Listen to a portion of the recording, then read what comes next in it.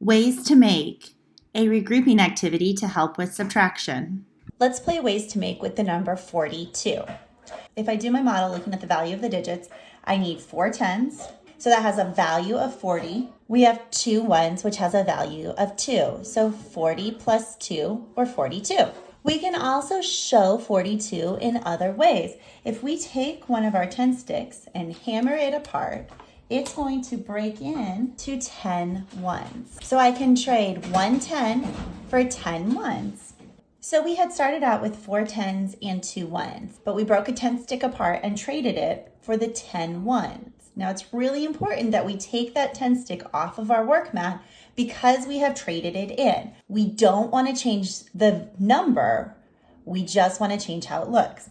So now when we look at what we've got, we have 3 tens and 10, 11, 12 ones. Now, does 3 tens plus 12 ones still equal 42? It does. It just looks different. Let's take another 10 stick and break it apart and trade it for 10 ones. Again, we're going to take this 10 stick off and put our 10 ones on the board. So now when I look, I have 2 tens and 10, 20, 21, 22 ones. Does 2 tens and 22 ones equal 42? It sure does. Now here's a little tip for you when you are organizing this. Do you notice how I keep what looks like a 10 frame? 1, 2, 3, 4, 5, 1, 2, 3, 4, 5. So here's one trade of 10. Here's one trade of 10. That just helps it so I can count and double check my work a little bit more easily. Let's go ahead and take another 10 stick, break it apart with our hammer, and trade it for 10 ones. Again, I'm taking my 10 stick off of the work mat. Now I have only one 10 stick left. Whoops. And I have 10, 20, 30, 31, 32 ones. 110 plus 32 ones. Again, I still equal my 42. Now, what is going to happen when I break this 10 stick up? Let's walk through the process. I'm going to break up my 10 stick and trade it for 10 ones. I pull my 10 stick off of my mat, and since I'm running out of room in my one spot, I'm just going to put them over here. Okay, so now I have all of my 10s on, and notice even though I'm running out of space, I still keep it together as a 10 frame. So now I have 0 10s left, and I have 10, 20, 30, 40, 41, 42 ones. So 0 10s and 42 ones.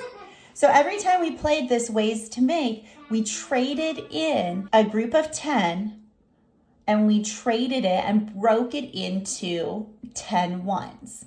Do you notice any patterns that we have going on in our 10 spot and our 1 spot? You're right, our 10s, each time we broke one apart, we traded out one of our 10s. So our 10s are going down by 1. But when we traded out our 10s for 1s, each time we added 10 extra 1s. So we're going 2 plus 10 is 12, plus 10, plus 10, plus 10. We didn't change any of the 1s.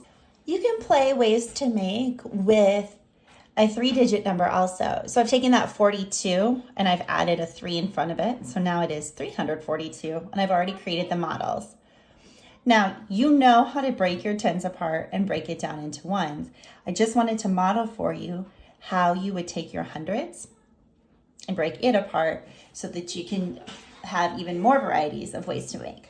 So just like before, we take what we're breaking, we hammer it apart, and this 100 is going to break into 10 10s. So like always, I take off the 100 I'm going to trade off of my work mat, and I put out my 10 10s for my trade.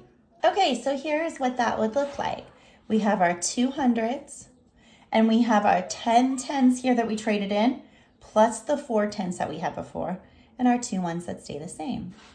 So if we look over here and write this down, to begin with, we had 300s, 4 tens, and 2 ones. But now we have traded it in, and we have 200s, 10, 11, 12, 13, 14 tens, and 2 ones. Again, we haven't changed our original number. We've only changed the way it looks.